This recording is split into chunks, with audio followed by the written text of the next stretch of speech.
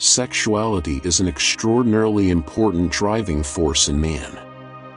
It is not the most important one, but it is one of the most intense and even the most obstinate. It can, on occasion, be what determines the course of a whole life. Where ID was, there ego shall be. It is a measure of the strength of the drive forces of sex and aggression in the ego, how much of their instinctual strength the ego can divert for other purposes. The sexual life of adult women is a dark continent for psychology.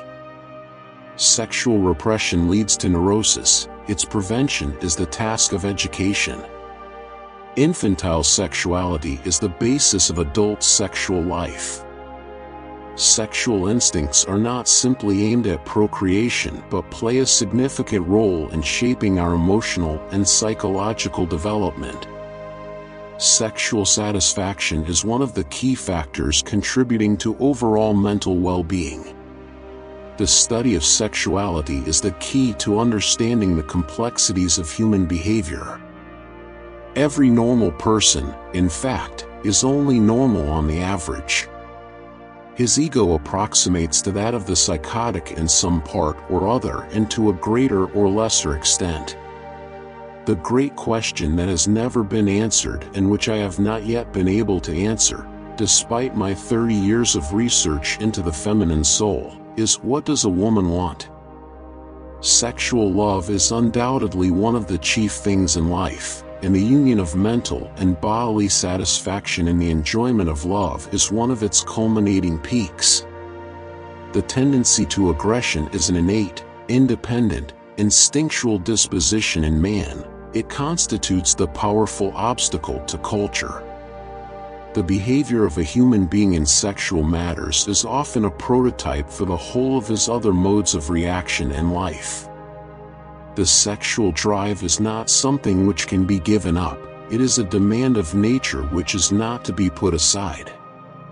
In the depths of my heart, I can't help being convinced that my dear fellow men, with a few exceptions, are worthless. Infantile sexuality is something that we have all been born with and we are all destined to lose. Sexual love has been a pretext for reproducing the old feelings of being helpless and dependent, which were aroused in earliest childhood. The more the fruits of knowledge become accessible to men, the more widespread is the decline of religious belief.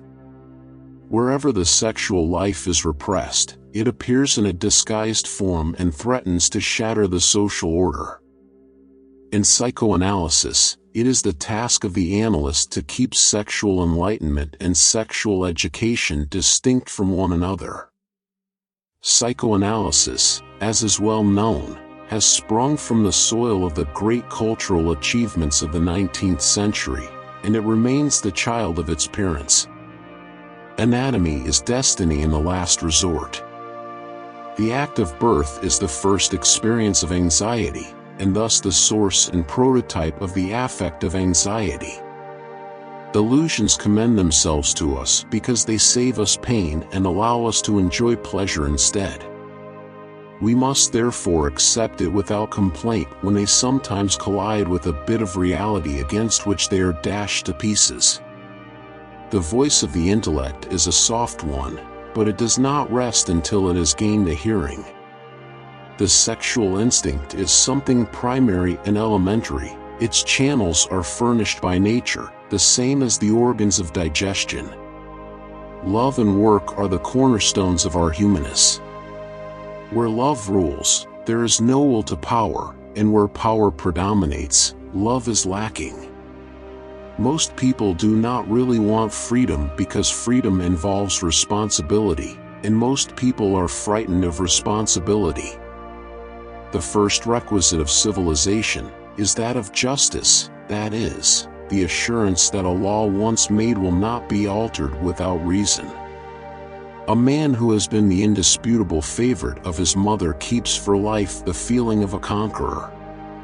One is very crazy when in love. Sexual perversions are not deviations from the norm, but rather variations of human sexuality. A civilization which leaves so large a number of its participants unsatisfied and drives them into revolt neither has nor deserves the prospect of a lasting existence. In general, we are reminded that the secondary gains of illness are in many instances of more practical importance to the patient than his recovery. The taboo surrounding sexuality often leads to unconscious conflicts and psychological disorders. Understanding one's sexuality is an essential step towards achieving self-awareness and personal growth. The doctor should be opaque to his patients, and like a mirror, should show them nothing but what is shown to him. We are never so defenseless against suffering as when we love.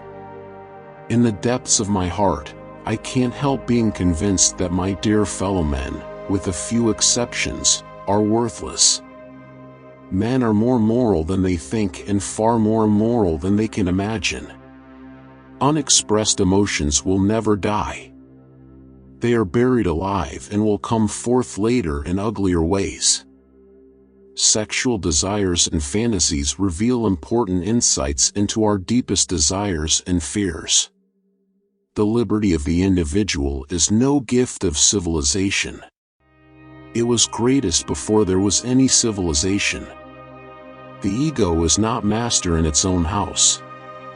The unconscious of one human being can react upon that of another without passing through the conscious. One day, in retrospect, the years of struggle will strike you as the most beautiful. I have found little that is good about human beings on the whole. In my experience, most of them are trash, no matter whether they publicly subscribe to this or that ethical doctrine or to none at all. One might compare the relation of the ego to the ID with that between a rider and his horse. The horse provides the locomotive energy, and the rider has the prerogative of determining the goal and of guiding the movements of his powerful mount towards it. A man should not strive to eliminate his complexes, but to get into accord with them. They are legitimately what directs his conduct in the world. The more one loves, the more one suffers. The madman is a dreamer awake. Where they love, they do not desire, and where they desire, they cannot love. The first human who hurled an insult instead of a stone was the founder of civilization. Out of your vulnerabilities will come your strength. It is impossible to overlook the extent to which civilization is built upon a renunciation of instinct. The great question that has never been answered, and which I have not yet been able to answer, despite my 30 years of research into the feminine soul, is what does a woman want?